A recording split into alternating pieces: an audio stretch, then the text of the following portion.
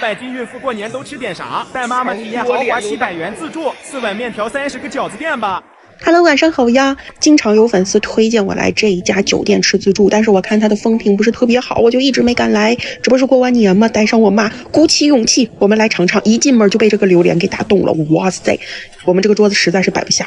海碗面条比我脸都大，满满的2大海碗，你知道这个面条的量有多少吗？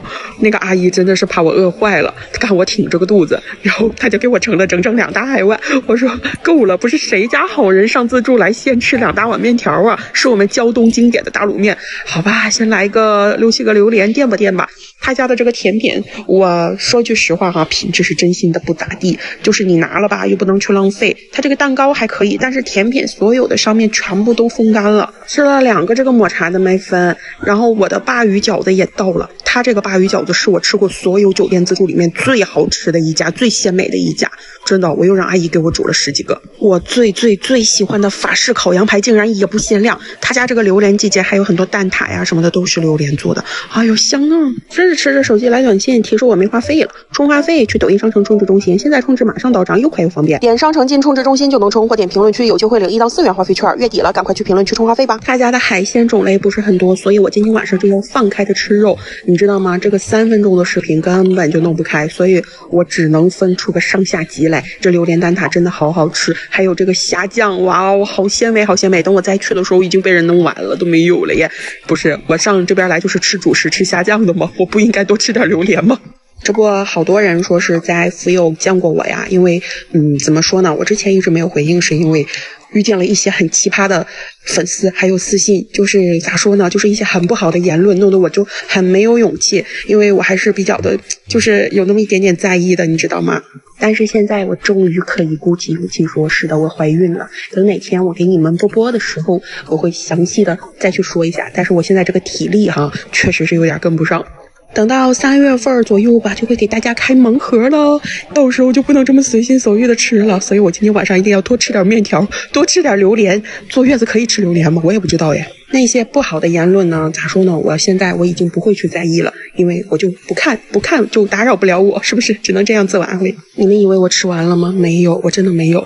这个是上集，等着明天或后天我再给你们更新一下下集，因为真的实在是拍不完，这个实在是太香了。他家的这个自助餐我感觉咋说呢，238块钱一个人，我们3个人花了这不是700多块钱吗？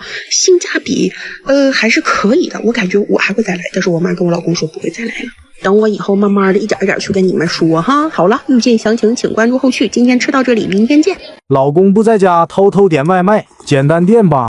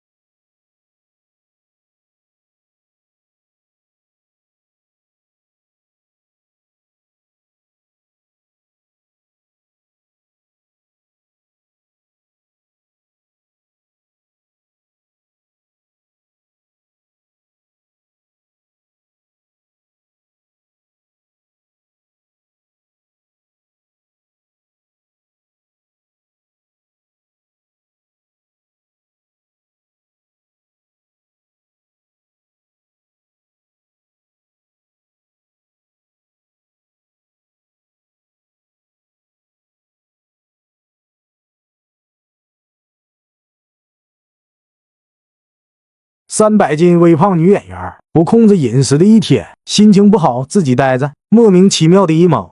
好多宝宝说让我用自己的声音来配音，那我今天就用自己的声音吧。不知道你们有没有那种感觉，就是莫名其妙的就会 emo。把老公赶出去，我就想自己在家待着，点了2个汉堡，2个炸鸡腿儿，泡了2桶泡面，这泡面实在是太烫人了。最近又爱上了汉堡，我感觉我吃东西就是一阵一阵的，今天喜欢这个，明天喜欢那个。我闺蜜也看我的抖音，她说啊，看你吃泡面实在是太馋了。这个广式双辣煲仔饭里面的那叫啥锅巴吗？我的天呐，香香脆脆，它这个酱油好鲜呐，那个腊肠一口爆油。好多宝宝都说，哎呀，你天天点外卖哪来那么多钱呢？我当然是有自己的秘密小方法啦。是站站的上门回收工程师到了，我去给他开门。这不，我的小方法就来了。回收手机平板，推荐你去体验转转 APP 的上门回收，他们家是真方便，下单就有工程师上门来收，面对面估价后现场打钱。我那台手机和平板都还卖了6000多，钱到账了工程师才走，特别靠谱。总之听我的，回收平板、笔记本、摄影器材，去转转就对了。我最近点沙县大酒店，只点他家的炒面吃。最近特别喜欢喝雪王，点了3杯他家新出的那个什么芋泥椰椰嘛，那叫。我竟然把炒面的这个汤忘记喝了，这个汤是莲子猪肚汤，我最喜欢吃猪肚了，我怎么那么喜欢吃猪肚啊？超级好吃，超级香。哎，说的我又特别想吃那个猪肚鸡火锅了，蘸着那个海鲜酱油吃，哎呀我的妈呀，那滋味绝了。点了个武大郎烧饼，还有这个爆肚粉儿，它这个就是跟那个鸭血粉丝汤那么一个味儿啊。这个武大郎烧饼的话，里面夹的鸡柳跟肠，你可以自己选加啥。最后的重头戏，我的烤猪蹄来了！我的天呐，这个猪蹄它不是那种糯糯的，它是那种特别有嚼劲儿的，它是烤的先卤后烤，喷香喷香的。我的天呐，我这个口水，哎，剪视频的时候就忍不住流出来了。又点了一个榴莲的披萨，这个榴莲披萨你一定要像我这样吃，求求你了，真的，就给它做成三明治的这种感觉，真的一口爆浆，哎呀，我心情都好多了。